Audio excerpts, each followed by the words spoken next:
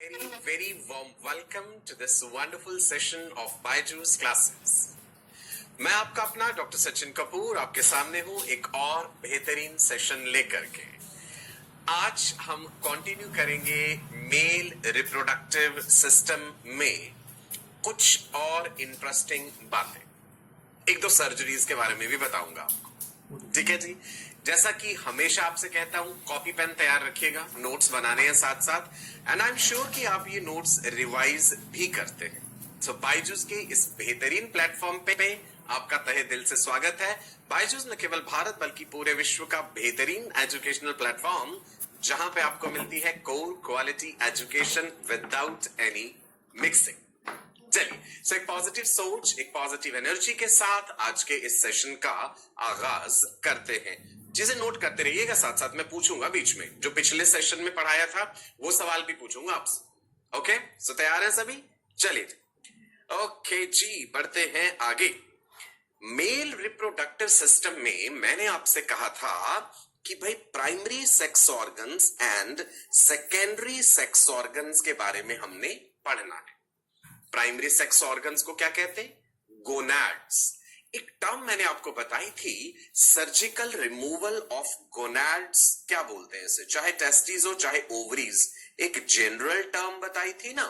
बताइए मुझे जल्दी से, surgical removal of gonads. Gonads are the primary sex organs, चाहे टेस्टिस हो मेल में या ओवरीज हो फीमेल में। The surgical removal of gonads is castration. Okay, so general term है castration. Specifically testes के removal के लिए कहें तो it is orchidectomy. Ovaries के removal के लिए ovariectomy. Castration term is more commonly used for testes removal, right? But it is a general term. ध्यान रखिएगा। ओके, प्राइमरी सेक्स ऑर्गन्स का काम होता है, these are directly involved in the process of gametogenesis. Gamete formation इनका काम है। Male gametes are sperms and female gametes are ova. Secondary sex organs directly involved नहीं है गैमेट फॉर्मेशन में, लेकिन they are assisting in reproduction in some way. These are involved in transportation of gametes. आप सबको भी याद होना चाहिए, ये सेकेंडरी सेक्स ऑर्गन्स का रोल है transportation of gametes, maturation of gametes, storage of gametes. जैसे मेल में इपिरिडाइमिस में मिलियंस में स्पर्म्स स्टोर्ड रहते हैं, so transportation, maturation, storage of gametes, ये सारे काम सेकेंडरी सेक्स ऑर्गन्स करते हैं। या हम इन जनरल कह दें कि भाई ये रिप्रोडक्शन में मददगार साबित हो रहे हैं। मेल के प्राइमरी सेक्स ऑर्गन्स टेस्टिस है, राइट? एक बार रिकॉल कर लेते हैं इस चीज को फिर से। टेस्टिस एक्स्ट्रा एब्डोमिनल है, स्क्रोटम में लोकेटेड है, क्योंकि 2 to 2.5 डिग्री कम टेम्परेचर चाहिए होता है स्पर्म के production, maturation, storage and survival के लिए, राइट? चारों बातें। So primary sex organs are directly involved in the process of gamete production, gametogenesis. Male में गैमेट बनने की प्रक्रिया है spermatogenesis, जो हमने पिछले सेशन में पढ़ा था। These produce sex hormones also.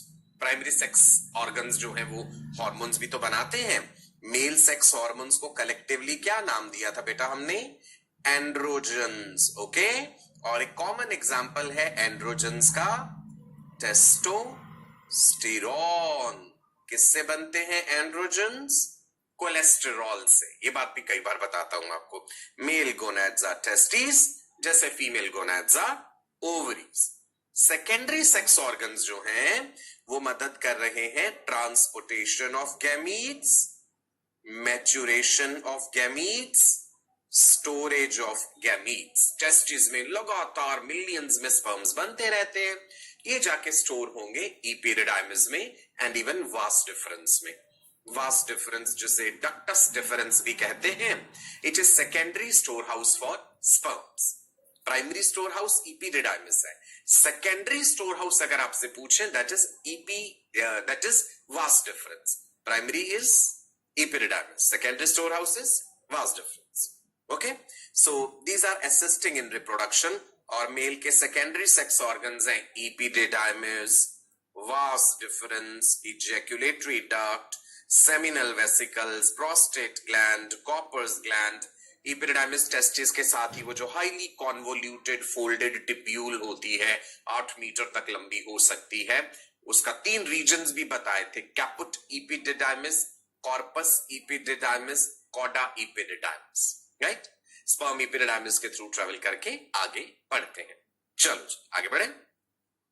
Spermatogenesis, पिछले सेशन में हमने स्पर्मेटोजेनेसिस भी डिटेल में डिस्कस करा था। Process of formation of sperms कब शुरू होती है? प्यूबर्टी पे, सेक्सुअल मैच्योरिटी पे, 12 से 14 साल की उम्र पे स्पर्मेटोजेनेसिस प्रोसेस शुरू हो जाता है। And once it starts it continues throughout life. मैंने बताया था a male continues producing sperms throughout his life. Males के केस में ऐसा कोई पॉज नहीं होता कि अब स्पर्म बनने बंद हो जाएंगे। बढ़ती उम्र के साथ स्पर्म क्वालिटी जरूर रिड्यूस होती है, स्पर्म काउंट रिड्यूस होता है, बट स्पर्म बनते रहते हैं। ठीक है जी। पिट्यूटरी के अलग अलग हार्मोन्स हैं, एलएच, एफएसएच जो स्पर्म प्रोडक्शन में इन्वॉल्व है। हार्मोनल रेगुलेशन भी हम डिस्कस करेंगे। नाउ स्पर्मेटोजेनेसिस मैंने बताया था कि हम 2 सब स्टेजेस में डिवाइड कर सकते हैं। आपको याद है वो 2 सब स्टेजेस? बता सकते हैं आप मुझे? एक था स्पर्मेटोसाइटोजेनेसिस, स्पर्मेटोसाइटोजेनेसिस जिसमें क्या था? स्पर्मेटोगोनिया से क्या बन रहे थे?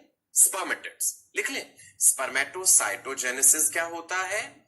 जब डिप्लॉयड स्पर्मेटोगोनिया, सिंगुलर कहें तो स्पर्मेटोगोनियम, स्पर्मेटोगोनिया से बनते हैं स्पर्मेटिड्स, राइट। तो स्पर्मेटोगोनिया पहले कन्वर्ट होता है प्राइमरी स्पर्मेटोसाइट में, ग्रोथ होता है। प्राइमरी स्पर्मेटोसाइट में मियोसिस 1 होता है तो बनते हैं सेकेंडरी स्पर्मेटोसाइट। सेकेंडरी स्पर्मेटोसाइट में मियोसिस 2 होता है तो बनती है स्पर्मेटिड्स। स्पर्मेटिड जब डिफरेंशिएट करते हैं स्पर्म्स में तो उस प्रोसेस को क्या कहते हैं? आप बताइए, what is that process?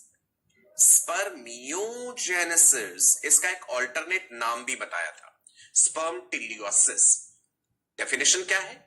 Differentiation और the conversion of spermatids into sperm. लिख लीजिए, स्पर्मियोजेनेसिस होता है जब स्पर्मेटिड्स डिफरेंशिएट कर जाते हैं स्पर्म्स में, या स्पर्म कह लीजिए या स्पर्मेटोजोआ कह लीजिए। कई बार आपने सिंगुलर वर्ड देखा होगा spermatozoon, that refers to one sperm, single sperm. Clear है जी? एक्रोसोम बताया था गोल्जी कॉम्प्लेक्स से बनता है जब स्पर्मियोजेनेसिस हो रहा है।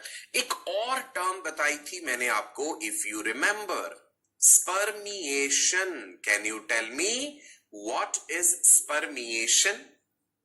It is the release of sperms from the membrane of Sertoli cell। क्योंकि सर्टोलाई सेल की मेम्ब्रेन में धंसा हुआ होता है, एम्बेडेड होता है स्पर्म का हेड, तो जब वो वहां से रिलीज होगा उस प्रक्रिया को स्पर्मिएशन कहते हैं। तो ये अलग अलग टर्म्स हैं, स्पर्मेटोसाइटोजेनेसिस, स्पर्मियोजेनेसिस, स्पर्मिएशन। क्लियर? पढ़ सकते हैं आगे? चलो देखते हैं। अब हम आ जाते हैं स्पर्म का स्ट्रक्चर समझते हैं डिटेल में। जर्नली आपने देखा होगा, हमने स्पर्म्स दिखाने हो तो हम ऐसे करके दिखा देते हैं भाई, है ना।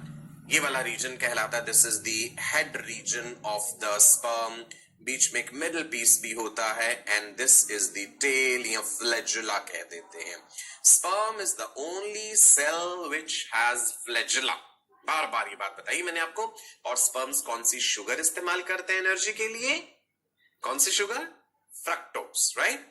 Sperms utilize fructose sugar for energy. चलो आगे बढ़े। ये देखिए, दिख पा रहे स्पर्म। जब आप फ्रेशली इजैक्यूलेटेड सीमेन सैंपल लेकर के उसे माइक्रोस्कोप के नीचे ऑब्जर्व करेंगे, आपको ऐसे ही एक्टिवली स्विमिंग स्पर्म नजर आएंगे। स्पर्म की ये एक्टिव मूवमेंट भी बड़ी जरूरी है सक्सेसफुल फर्टिलाइजेशन के लिए। रिप्रोडक्टिव हेल्थ चैप्टर में हम ये बातें पढ़ेंगे कि एक मेल में इनफर्टिलिटी की क्या क्या रीजंस हो सकते हैं, कि स्पर्म का मूवमेंट ठीक नहीं है, स्पर्म की मॉर्फोलॉजी ठीक नहीं है, there different region, sperm count कम है, ओलिगोस्पर्मिया, एस्थेनोजूस्पर्मिया, एजूस्पर्मिया, बहुत सारी क्लिनिकल टर्म्स हैं जो आप जानेंगे रिप्रोडक्टिव हेल्थ वाले चैप्टर में। ओके, चलिए पढ़ते हैं आगे। स्पर्म के स्ट्रक्चर में मुख्य रूप से 3 चीजें याद रखिएगा। स्पर्म का हेड रीजन होता है, मिडल पीस होता है, and there is a long tail, right, as you can see in this diagram. ये वाली जो इतनी चीज है बेटा, इसको आप कह सकते हैं कि ये स्पर्म का हेड रीजन है, और मिडिल पीस यहां पे क्लियरली दिखाया गया है। एक शॉर्ट छोटी सी नेक भी होती है। हेड रीजन के पास न्यूक्लियस है।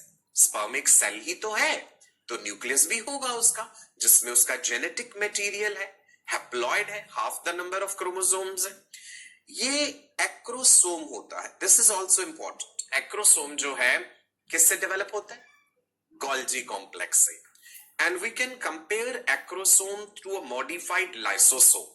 उसके अंदर बहुत सारे हाइड्रोलाइटिक एंजाइम्स हैं। फर्टिलाइजेशन के टाइम पे जब स्पर्म्स oocyte को घेर लेते हैं चारों तरफ से, तो स्पर्म अपना एंजाइम्स रिलीज करते हैं ताकि oocyte एग सेल के चारों तरफ की मेम्ब्रेन्स को पेनिट्रेट कर सके।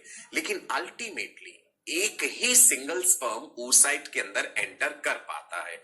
पहुंचते तो काफी सारे स्पर्म्स हैं oocyte के पास फैलोपियन ट्यूब में, लेकिन एंटर नहीं कर पाएंगे। सभी एंटर एक ही स्पर्म करता है। ओके, चलो सो स्पर्म के हेड रीजन को डिटेल में डिस्कस करते हैं। नोट करते जाइएगा जो बातें मैं बताऊं। Plasma membrane forms the outer layer of the head. ये रही प्लाज्मा मेम्ब्रेन। भाई ये सेल है, सेल की मेम्ब्रेन होती है। Acrosome is a cap-like structure which contains enzymes. यहां पे अब हम एक बात इंपॉर्टेंट लिखेंगे। एक्रोसोम को एंजाइमेटिक नाइफ भी कहते हैं। कई बार ये क्वेश्चन पूछ लेते हैं कि स्पर्म में एंजाइमेटिक नाइफ क्या है? नाइफ, चाकू, काटने वाली चीज। बिकॉज इसके एंजाइम्स जो है हाइड्रोलिटिक एंजाइम्स, उन एंजाइम्स को कलेक्टिवली कहते हैं स्पर्म लाइसेंस। स्पर्म के एक्रोसोम में स्पर्म लाइसेंस होते हैं। याद रहेगा, कई तरह के एंजाइम्स हैं, मैं नाम भी बता देता हूं अभी, राइट। एक्रोसोम किससे डेवलप होता है? एक और इंपॉर्टेंट बात मैंने पिछले सेशन में भी बताई थी स्पर्मियोजेनेसिस में। Acrosome develops from Golgi complex, right, and it can be compared to what? ये भी इंपॉर्टेंट बात है। Acrosome can be compared to modified lysosome. It can be compared to modified lysosome. Lysosomes के भी तो अंदर एंजाइम्स ही होते। अब यहां पे कौन कौन से एंजाइम्स? चलो, एक इंपॉर्टेंट एंजाइम जिसका जिक्र अक्सर आप पढ़ेंगे आगे, हाई एल्यूरोनिडेज। थोड़े से मुश्किल लग रहा होगा आपको ये नाम। बायोमोलिक्यूल्स जब हमने पढ़ा था क्लास 11th के सिलेबस में, हाई एल्यूरोनिक एसिड मैंने आपको एक बताया था जब हम पॉलीसेकेराइड्स पढ़ रहे थे। हाई एल्यूरोनिडेज एंजाइम का जिक्र वहां भी किया था मैंने। हाई एल्यूरोनिक एसिड जो है oocyte के चारों तरफ है, एग सेल के चारों तरफ है, राइट। सो ये एंजाइम उसको रप्चर करता है, उस पे एक्ट करता है हाई एल्यूरोनिक एसिड पे, हाई एल्यूरोनिडेज। इसके अलावा एक और एंजाइम है, that is corona penetrating enzyme. Corona radiata एक लेयर होती है। कोरोना वर्ड का मतलब होता है ऐसे राउंड सर्कुलर वे में कोई चीज हो। कोरोना पेनिट्रेटिंग एंजाइम एक दूसरा एंजाइम है। इसके अलावा there is another enzyme called zona lysin. Zona pellucida को रप्चर करेगा। और भी होते हैं neuraminidase, acid phosphatase, alkaline phosphatase, cathepsin. इन एंजाइम्स का जिक्र हम फर्टिलाइजेशन में भी करेंगे। सो फिलहाल आप याद कर रहे हैं कि भाई स्पर्म का हेड रीजन जो है उसके पास एक्रोसोम है, एक cap like structure which develops from Golgi complex which can be compared to a modified lysosome। और उसके अंदर हाइड्रोलिटिक एंजाइम्स जो फर्टिलाइजेशन के टाइम पे काम आए। स्पर्म का जो न्यूक्लियस है भाई, उसमें हैप्लॉइड नंबर ऑफ क्रोमोसोम्स है 23 है, राइट। दो तरह के स्पर्म्स बनाता है male. 50% sperms are X containing, 50% sperms are Y containing, right. So 22 plus X हो सकते हैं sperms, there can be 22 plus X chromosome containing sperm और there can be 22 यानी autosomes and plus Y containing sperms, दो प्रकार के sperms, right जी। चलो head region हो गया डिस्कस। अब हम आ जाते हैं जी स्पर्म के मिडिल पार्ट पे, मिडिल पीस। नेक रीजन जो है ना, वहां पे सेंट्रियोल्स भी होते हैं, ध्यान रखिएगा। There is a proximal centriole, there is a distal centriole. ये जो नेक रीजन दिखाया गया ना आपको, ये स्ट्रक्चर नजर आ रहा है यहाँ पे, दिस सेंट्रियोल। ये क्या स्ट्रक्चर है, let me label this as centriole. और दो सेंट्रियोल्स होते हैं, there is a proximal centriole and there is a distal centriole. Proximal centriole जो होता है नेक रीजन में, that is donated to the oocyte during fertilisation. जब फर्टिलाइजेशन होगा, प्रॉक्सिमल सेंट्रियोल oocyte को दे दिया जाएगा और वो oocyte में क्या करेगा, स्पिंडल फाइबर्स बनाएगा। बिकॉज जब फर्टिलाइजेशन हो गया तो माइटोटिक डिवीजन होनी है, क्लीवेज होना है, वहां पे स्पिंडल चाहिए। So proximal centriole, let's write here, ये नेक रीजन में है, donated to oocyte during fertilization, donated to oocyte during fertilization. और ये क्या बनाता है, it is forming spindle, right, for spindle formation। जो दूसरा सेंट्रियोल है भाई, डिस्टल सेंट्रियोल, उसका क्या काम है, लिखते हैं, distal centriole forms axial filament, flagella के स्ट्रक्चर में पढ़ा था ना, axial filament of flagella, ये भी इंपॉर्टेंट है, ठीक है जी, क्लियर। मिडिल पीस में आप एक चीज और देखिए, स्पाइरली अरेंज्ड माइटोकॉन्ड्रिया। माइटोकॉन्ड्रिया का अरेंजमेंट स्पाइरल है, राइट। सो देखते हैं क्या लिखा है जी हमारे पास मिडिल पीस के लिए, contains numerous mitochondria which produce energy for motility. Power house है। अगर हमसे पूछें कि स्पर्म का पावर हाउस क्या है, तो इन जनरल भी आप जानते हैं माइटोकॉन्ड्रिया को power house of the cell कहते हैं। सो यहां पे माइटोकॉन्ड्रिया कैसे हैं बेटा, माइटोकॉन्ड्रिया आर स्पाइरली अरेंज्ड, ताकि कम से कम जगह में ज्यादा से ज्यादा माइटोकॉन्ड्रिया एडजस्ट हो जाए। यहां पे कंडेंस्ड लेयर ऑफ साइटोप्लाज्म भी होता है, that is manchette, condensed layer of cytoplasm, right. और ये जो स्पाइरल अरेंजमेंट है माइटोकॉन्ड्रिया का, इंसेक्ट्स के केस में इसे निबेन कैरन भी कहते हैं। एक और टर्म भी आप देखेंगे कई बुक्स में से, आप क्वेश्चन अगर सॉल्व करेंगे, that what is this Nebenkern, right. एक आध बार क्वेश्चन भी आया हुआ प्रीवियस ईयर्स में, आप देखेंगे Nebenkern is the spirally arranged mitochondria. This term is used for certain species, insects के केस में भी यूज करते हैं, राइट, निबेन कैरन। चलो मिडिल पीस हो गया, आगे बढ़ते हैं। टेल और the flagella is helping the sperm to move and to travel to the long distance. Vagina में स्पर्म डिपॉजिट हुए, वेजाइना से लेकर के उन्हें अपनी जर्नी कवर करनी है from the site of deposition to the site of fertilisation. Site of fertilisation Fallopian tube का एम्पुला रीजन या एम्पुलरी स्थैमिक जंक्शन होता है, जहां पे फर्टिलाइजेशन होना है, तो स्पर्म को वहां तक चल के जाना पड़ेगा। शुगर इस्तेमाल करेंगे, फ्रक्टोज, तो टेल की वो जो विप लाइक मूवमेंट्स है उससे स्पर्म आगे बढ़ते हैं, ओके। इजैक्यूलेशन क्या है, it is the release of the semen from the body of the male. Ejaculation term use करते हैं ना, जब सेमिनल फ्लूइड रिलीज होता है, इजैक्यूलेशन। एक बार के सिंगल इजैक्यूलेशन में 2.5 to 5 ml of semen release होता है, राइट। इजैक्यूलेशन, सिंगल इजैक्यूलेशन में 2.5 to 5 ml of semen is released per ejaculation. ज्यादा अमाउंट में सीमेन बनना ये इंडिकेट नहीं करता कि ज्यादा फर्टिलिटी है, नहीं। In fact it can indicate some kind of underlying infection. 1 ml of semen में, राइट, 1 ml ऑफ सीमेन में भी मिलियंस ऑफ स्पर्म्स होते हैं. It can be 80 to 120 million per ml, राइट. ऑन एन एवरेज जो हम कहते हैं human male ejaculates approximately 200 to 300 million sperms एक सिंगल इजैक्यूलेशन में. ये पर इजैक्यूलेट के लिए फिगर दिया गया है जी, ठीक है. और 1 ml ऑफ सेमिनल फ्लूइड की बात करें तो 80 to 120 मिलियन स्पर्म्स. देखो स्पर्म काउंट कम भी हो सकता है इससे, इवन अगर 60 ml तक है वो भी चलेगा. ओलिगोस्पर्मिया टर्म हम कब यूज करते हैं? जब 20 मिलियन पर ml से भी कम हो जाए, then we use the term that is oligospermia, low sperm count. I will discuss this in reproductive health.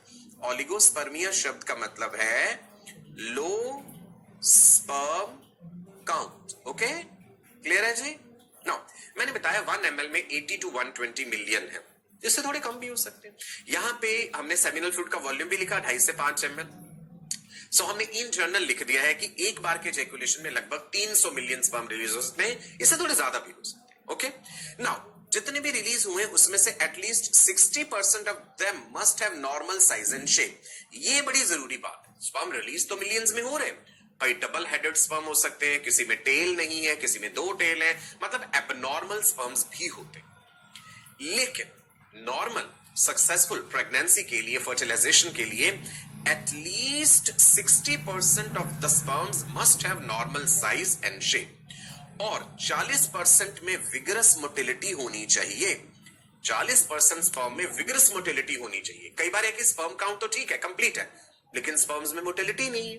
So absence of sperm motility के लिए टर्म यूज करते हैं एस्थीनोज़ूस्पर्मिया. क्लिनिकल टर्म्स है, दोबारा भी हम पढ़ेंगे रिप्रोडक्टिव हेल्थ में.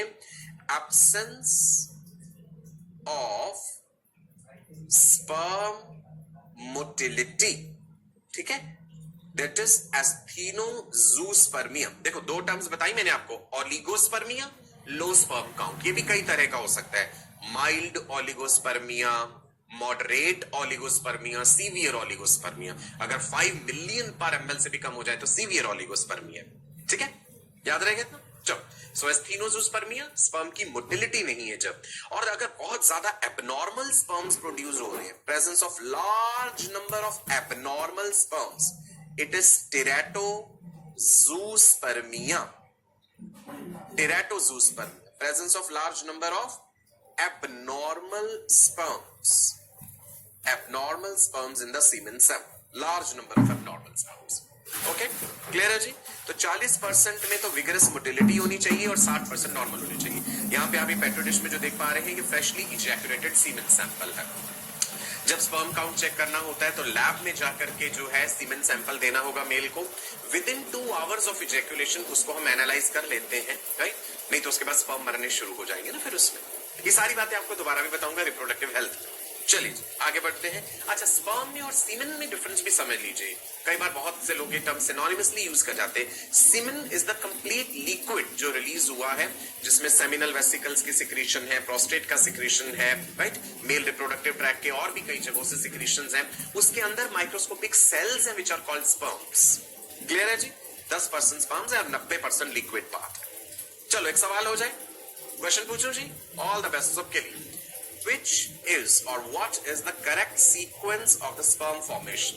हमने स्पर्मेटोजेनेसिस पढ़ते समय अलग अलग स्टेजेस पढ़ी थी, है ना? अब उनका सीक्वेंस बताना है आपको. ए ऑप्शन है स्पर्मेटोगोनिया, फिर स्पर्मेटोजोआ, फिर स्पर्मेटोसाइट, फिर स्पर्मेटिड. ये तो गलत लग रहा है भाई देखने में. बी ऑप्शन है स्पर्मेटोगोनिया, फिर स्पर्मेटोसाइट, फिर स्पर्मेटिड और फिर स्पर्मेटोजोआ. स्पर्मेटोसाइट में भी प्राइमरी स्पर्मेटोसाइट और सेकेंडरी स्पर्मेटोसाइट थे. C option spermatid, spermatocyte, spermatogonia, spermatozoa. D spermatogonia, फिर स्पर्मेटोसाइट, फिर स्पर्मेटोजोआ और फिर स्पर्मेटिड. इजी क्वेश्चन है. I am sure majority of you must have answered it correctly. It is B option, spermatogonia, फिर primary spermatocyte, फिर secondary spermatocyte, फिर spermatid और फिर स्पर्मेटोजोआ. ओके, चलो मैंने आपसे बताया था कि 1 ग्राम टेस्टिकुलर टिश्यू में, टेस्टिस का वेट कितना? 14 ग्राम. 2 टेस्टिस है, 28 ग्राम टोटल वेट हो गया, थोड़ा कम थोड़ा ज्यादा हो सकता है ना। सो इन 1 सेकेंड 1000 स्पर्म्स आर प्रोड्यूस्ड पर gram of testicular tissue. 1 gram testis में 1 सेकंड में 1000 स्पर्म बन जाते हैं। इमेजिन कितना एनॉर्मस स्पर्म प्रोडक्शन और कॉन्टिन्यूसली स्पर्म बन रहे हैं। भाई ये हर समय मेल बॉडी से रिलीज तो नहीं हो रहे है ना, तो फिर ये स्पर्म कहां जा रहे हैं? ये सब स्पर्म स्टोर हो रहे हैं इपिरिडाइमिस में और वास डिफरेंस में, और वहां से भी जब ये पीरियोडिकली इजैक्यूलेट नहीं हुए तो ये खत्म हो जाएंगे, ये मर जाएंगे। इपिरिडाइमिस में ही उनका फेगोसाइटोसिस भी होता रहता है साथ साथ, इसीलिए इपिरिडाइमिस को recycling centre of the sperms भी कहते हैं। Primary storehouse of the sperms तो है ही epididymis, it is also the recycling centre for the sperms, because वहां पे स्पर्म्स का कॉन्टिन्यूसली फेगोसाइटोसिस हो रहा है। चलो एक स्पर्म की जर्नी देखते हैं भाई कि कहां पे बने थे। याद कीजिए, sperms they are produced in the seminiferous tubules. Seminiferous tubules याद है? फिर से बता देता हूं, ये हमने काटा टेस्टिस का एक साइड सेक्शन, मैं भी साथ साथ बना रहा हूं, आप भी बनाएंगे ऐसे। ये है जी vas deferens, ductus deferens, spermatic cord मान लीजिए, उसके अंदर vas deferens. Tunica albuginea enters into the testes and forms chambers which are called, क्या कहते हैं उन chambers को? Testicular lobules, right? 200 से 250 lobules थे और हर lobule के अंदर 1 से 3 seminiferous tubules। टेस्टिस की कवरिंग याद है? सबसे बाहर क्या था, मिडिल क्या था, सबसे इनर मोस्ट क्या था, राइट? ट्यूनिका एल्बुजिनिया मिडिल वाली लेयर थी जो एंटर करती है टेस्टिस में, सबसे बाहर ट्यूनिका वेजिनालिस, फिर ट्यूनिका एल्बुजिनिया और फिर ट्यूनिका वेस्क्यूलोसा।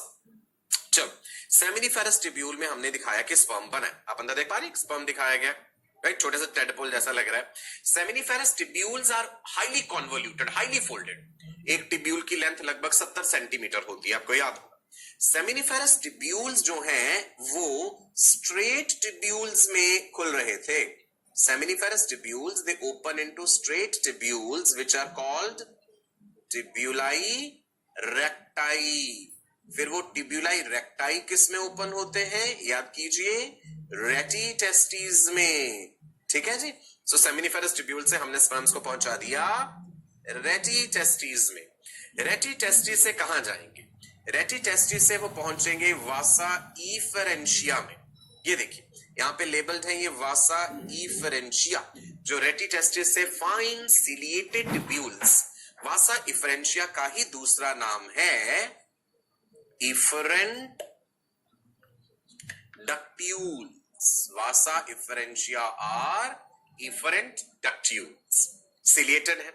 वासा इफरेंशिया में पेरिस्टेल्सिस भी होता है, जिसके जरिए स्पर्म को वो आगे आगे पुश करते रहते, ठीक है। वासा इफरेंशिया के बाद वो जाएगा इपिरिडाइमिस के हेड रीजन में, दिख रहा है आपको? इपिरिडाइमिस, इपिरिडाइमिस का हेड रीजन क्या था? Caput epididymis, okay. उसके बाद इपिरिडाइमिस का main body region, that is corpus epididymis. उसके बाद इपिरिडाइमिस का tail region, that is cauda epididymis. Epididymis में स्पर्म को क्रॉस करने में, बिकॉज बहुत लंबी डक्ट है, ये हाईली कॉन्वोल्यूटेड है, हाईली फोल्डेड है, राइट? 8 मीटर तक लंबी हो सकती है, इससे भी ज्यादा हो सकती है। सो इपिरिडाइमिस को क्रॉस करने में ही स्पर्म को 1 महीने तक लग सकता है। It can take 1 month for the sperm to cross the entire epididymis. तो स्पर्म मिलियंस में बन रहे हैं और साथ के साथ मर भी रहे हैं, फेगोसाइटोसिस भी हो रहा है, ओके। इपिरिडाइमिस के बाद देखते हैं जो स्पर्म कहां जाएंगे। सी, ये दिख रहा है आपको? इपिरिडाइमिस हमने आगे आगे दिखाया। जैसे जैसे स्पर्म्स इपिरिडाइमिस को पार कर रहे हैं ना आगे, the percentage of motility and the pattern of motility changes. कितने परसेंट स्पर्म मोटाइल है वो भी चेंज होता है कि भाई कैपुट रीजन में भी सारे स्पर्म मोटाइल नहीं है। जैसे हल्का हल्का आगे बढ़ेंगे ज्यादा स्पर्म मोटाइल हो जाते हैं।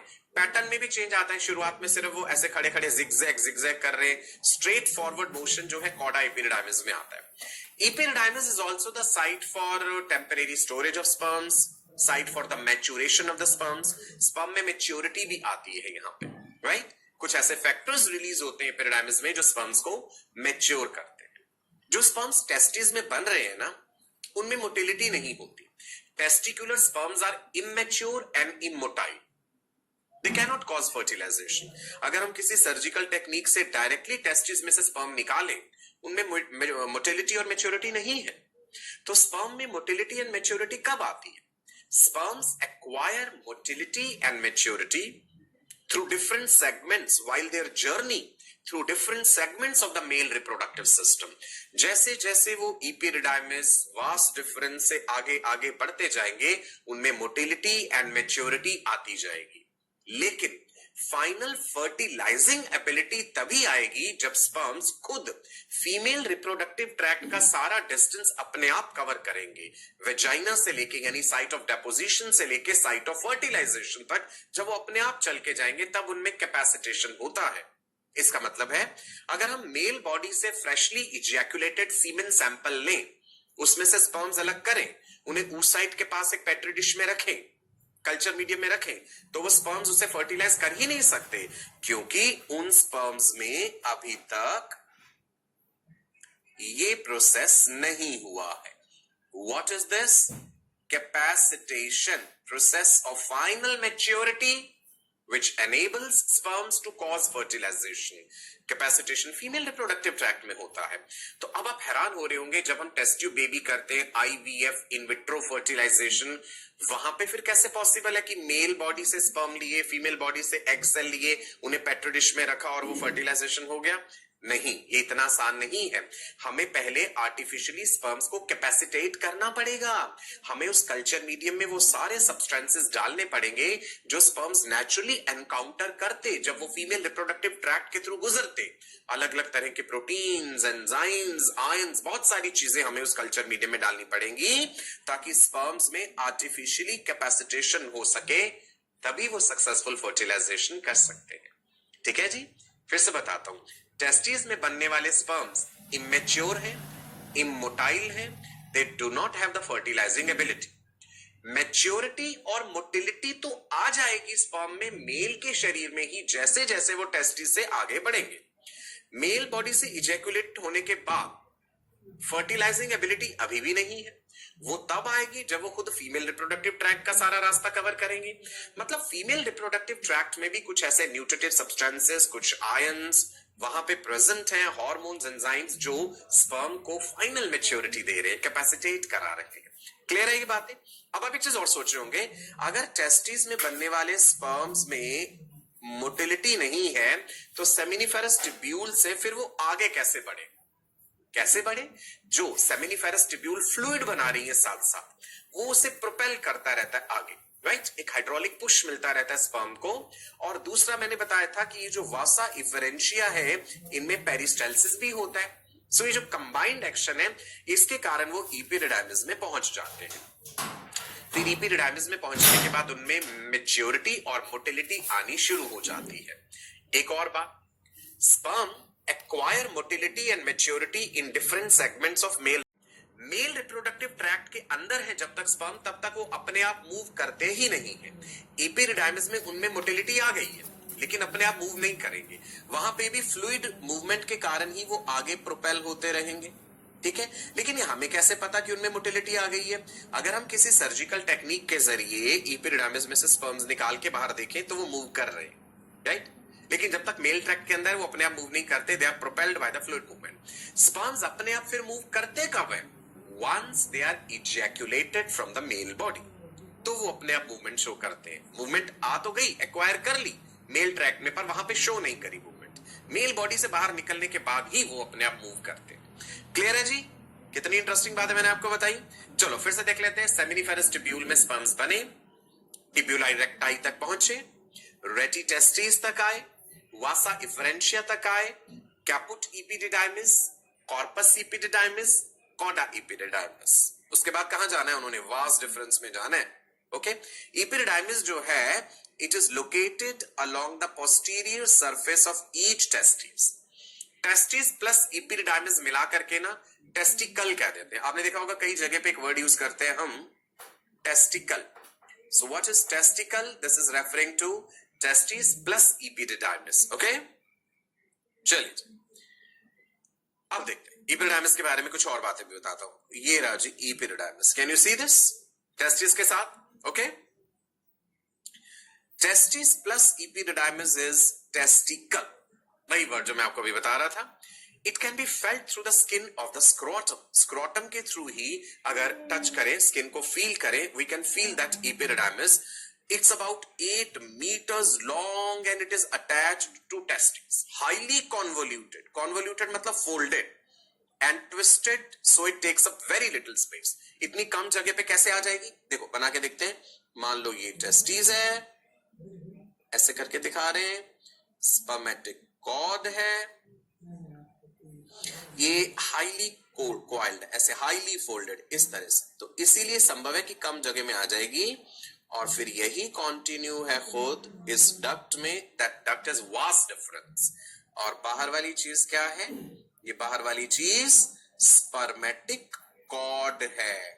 Testis are hanging in scrotum with the help of spermatic cord. Okay, चलो आगे बढ़ते हैं. epididymis के फंक्शंस क्या क्या है? कितनी सारी बातें तो मैंने बता दी, अब देख लेते हैं. It monitors and adjusts the composition of the fluid produced by seminiferous tubules. Seminiferous tubules sperm बना के साथ एक fluid बना के उसे आगे भेज रही हैं. जब वो fluid epididymis में आया, वहां पे उसकी कॉम्पोजिशन भी बदलती है. कुछ चीजें epididymis के सेल्स एब्सॉर्ब कर लेते हैं उस फ्लूइड में से, और कुछ चीजें ये सेल्स उस फ्लूइड में सिक्रीट कर देते हैं.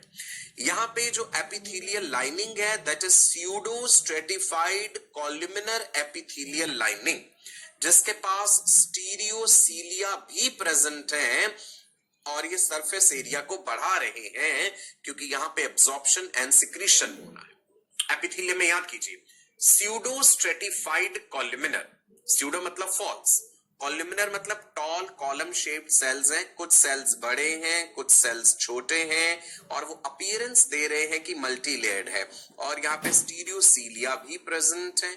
स्टीरियोसीलिया क्या है जी? Modified microvilli.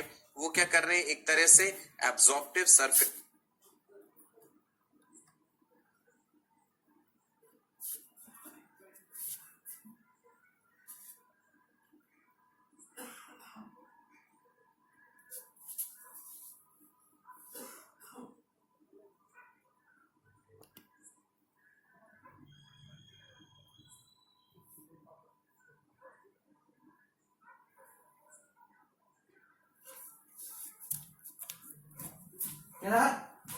इस एरिया को बढ़ा रहे हैं. सो इस तरह का एपिथेलियम प्रेजेंट है.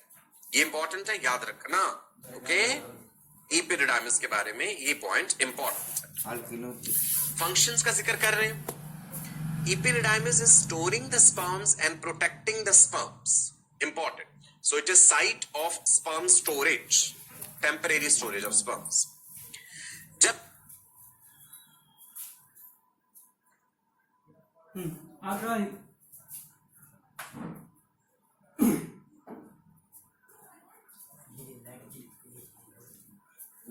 यहाँ पे स्पर्म ट्रांसपोर्ट हो रहे हैं. Transport along epididymis involves a combination of fluid movement. मैंने बताया था फ्लूइड तो आगे प्रोपल्शन कर ही रहे. पेरिस्टाल्टिक कॉन्ट्रैक्शंस यहां भी हो रहे हैं. epididymis में जो स्मूथ मसल्स हैं वो भी पेरिस्टाल्सिस शो करते हैं. वासा इफरेंशिया में भी पेरिस्टाल्सिस है. इसके अलावा पेरिस्टाल्सिस आपने इंटेस्टाइन में भी पढ़ा है. फेलोपियन ट्यूब में भी होता है peristalsis. Involuntary waves of contraction and relaxation. Spermatozoon passes through the epididymis in about 2 weeks, during which it completes its functional maturation. Now, सब कुछ ठीक ठाक चलता रहे, so 2 हफ्ते में ये कंप्लीट कर सकता है इस प्रोसेस को. लेकिन as I told you, it can take up to 1 month also for some sperms to cross the entire epididymis. Right? इतना लंबा डक्ट है और स्पर्म इसके कंपैरिजन में बहुत ही छोटा सेल है. मिलियंस में स्पर्म्स बन रहे हैं, हर समय तो इजैक्युलेट नहीं हो रहे. तो फिर क्या होता है उनके साथ?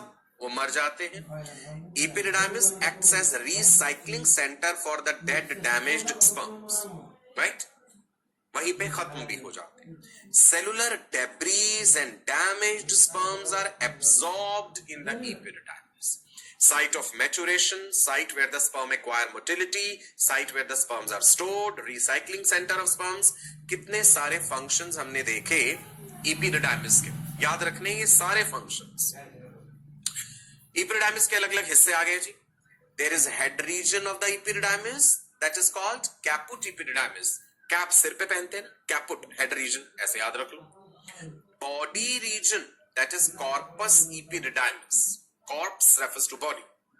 Tail region cauda epididymis. जैसे जैसे स्पर्म्स कैपुट से कॉडा की तरफ जाएंगे, the pattern of motility and the percentage of motility changes. Clear है? राइट? डायग्राम देख लें एक बार इधर. चलो जी, डायग्राम पे नजर डालते हैं. टेस्टिस की लेयर ट्यूनिका एल्बुजिनिया, टेस्टिस के अंदर सेमिनिफेरस टिब्यूल्स, ये रहा रेटी टेस्टिस, इफरेंट डक्ट्यूल्स और वासा इफरेंशिया, caput epididymis, cauda epididymis, and the body region is corpus epididymis. Okay?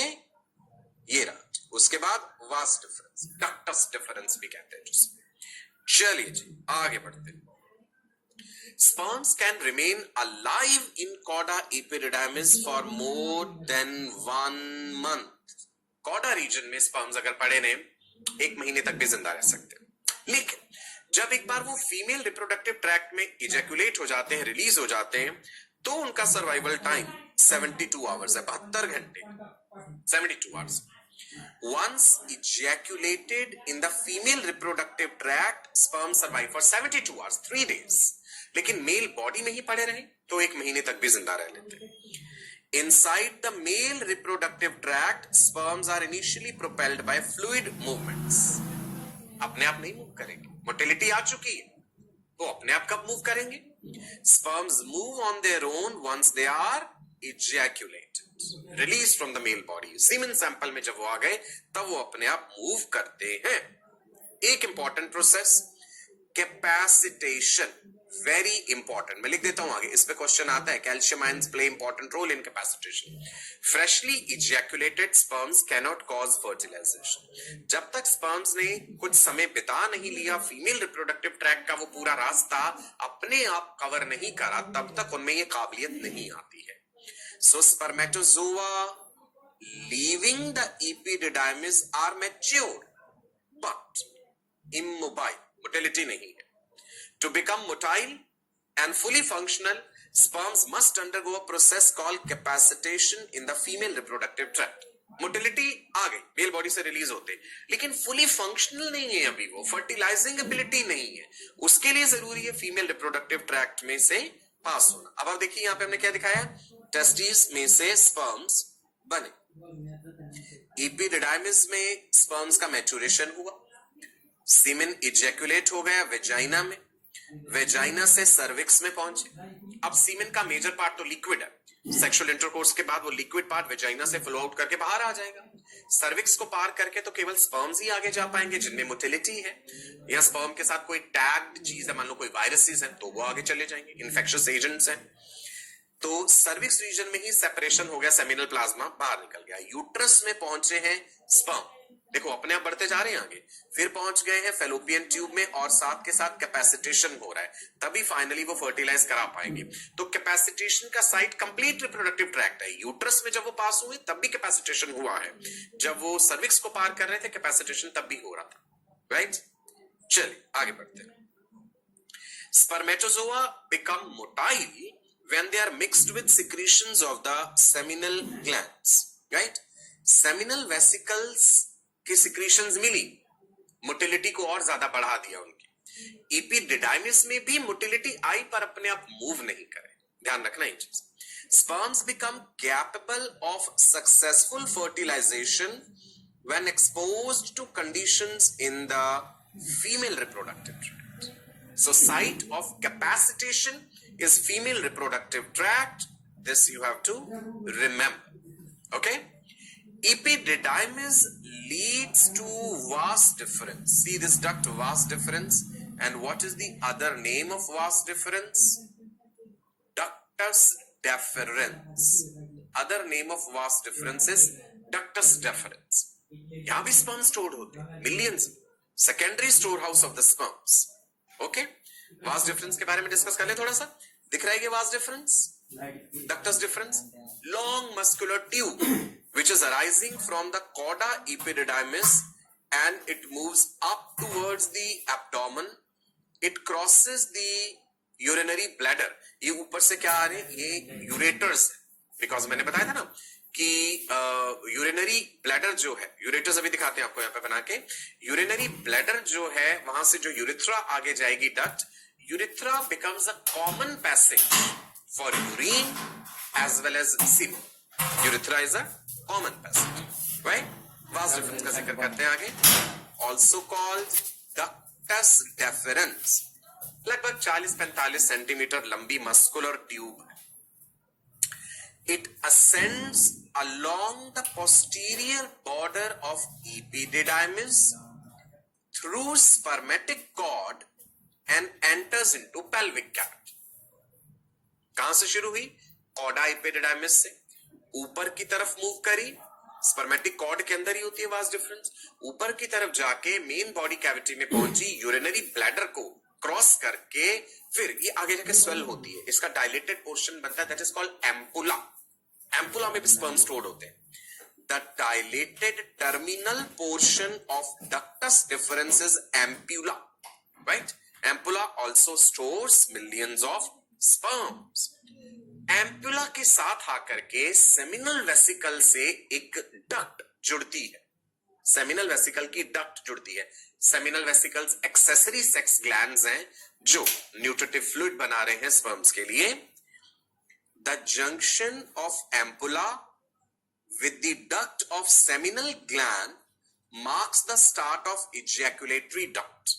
Okay, अब आप यहां पे देख पा रहे हैं सेमिनल वेसिकल्स भी, राइट? ये वाला जो है this is SV. Let me right here, seminal vesicle short में लिख दिया मैंने. और ये वास्ट डिफरेंस का एम्पुला पोर्शन है. So the ampulla of the vas difference, the terminal Solan portion, उसके साथ सेमिनल वेसिकल की डक्ट आके जुड़ी और एक कॉमन डक्ट बन गई. That common duct is ejaculatory duct. Short passageway है अबाउट 2 सेंटीमीटर्स का. It penetrates muscular wall of prostate gland and empties into urethra. ये प्रोस्टेट ग्लैंड को पेनिट्रेट करती हुई, प्रोस्टेट एक अखरोट के साइज जितनी ग्लैंड है जो हम डिस्कस करेंगे, प्रोस्टेट के थ्रू ये पास होती हुई अंदर की तरफ जाती है. प्रोस्टेट के थ्रू पास हुई और आगे जाके फिर ये यूरेथ्रा में कंटिन्यू हो जाती है. अभी तक मैंने क्या बताया? Vast difference. वास्ट डिफरेंस का ही ऐसे जाकर के जो टर्मिनल पोर्शन बन रहा है, swollen portion, that is what is called as ampulla. इस एम्पुला में सेमिनल वेसिकल से आने वाली एक डक्ट जुड़ रही है, से दिस इज सेमिनल वेसिकल, और फिर ये कॉमन डक्ट आगे बनती है. That common duct is called ejaculatory duct, और वो इजैकुलेटरी डक्ट प्रोस्टेट ग्लैंड के थ्रू पास होती है. ओके जी, राइट? वास्ट डिफरेंस की म्यूकस लाइनिंग के बारे में कुछ बताता हूं. यहां पर भी स्यूडो स्ट्रेटिफाइड कॉलमिनर एपिथेलियम है. एपिडिडाइमिस में भी स्यूडो स्ट्रेटिफाइड बताया था. Okay, it is conveying the sperms during sexual arousal from the epididymis towards the urethra by peristaltic contractions of its muscular wall. Vast difference में भी peristalsis, when a person is sexually excited, testis से sperm आगे बढ़ के जो epididymis की तरफ गए और कॉडा में जो स्टोर्ड है वहां से स्पर्म्स पेरिस्टाल्टिक कॉन्ट्रैक्शंस जो हो रहे हैं. कहां पेरिस्टाल्सिस पड़ा? वासा इफरेंशिया में, एपिडिडाइमिस में, वास्ट डिफरेंस में भी. तो स्पर्म्स को वो आगे कैरी कर रहा है और स्पर्म्स एम्पुला में भी स्टोर्ड है. Any stored sperms that are not ejaculated, they are eventually reabsorbed. उनका फेट यही है, उन्होंने खत्म हो जाना मेल रिप्रोडक्टिव ट्रैक्ट में. Vast difference, it is secondary storehouse for the sperms. And which is the primary storehouse? Epididymis. Vast difference, secondary storehouse.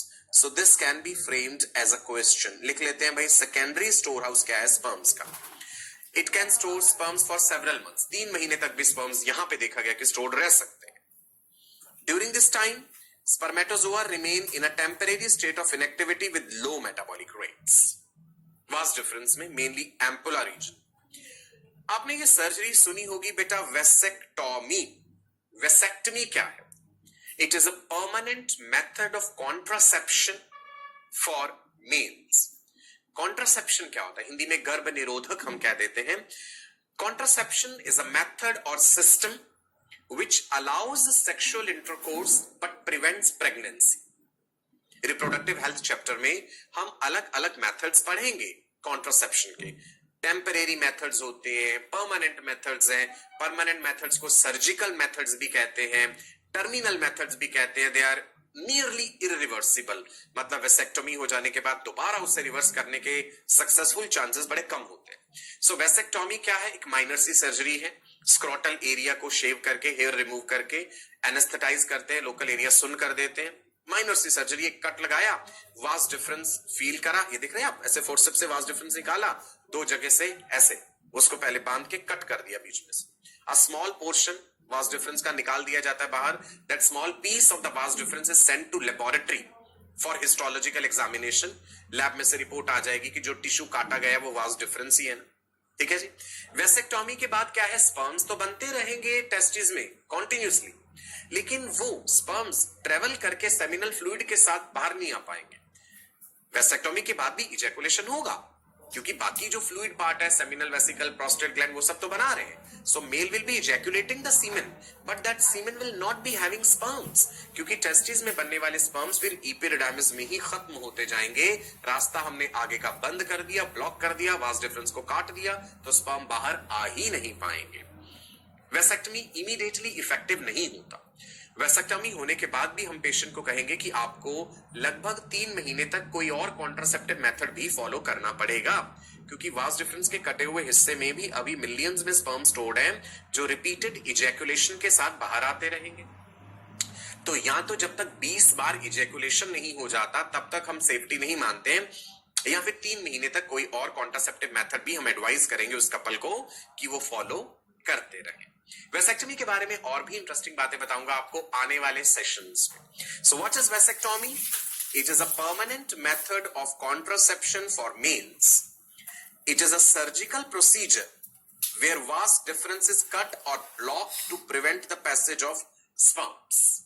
Clear है जी? And it is nearly irreversible. That's why we say that it is a permanent method of contraception. I hope you enjoyed the session today.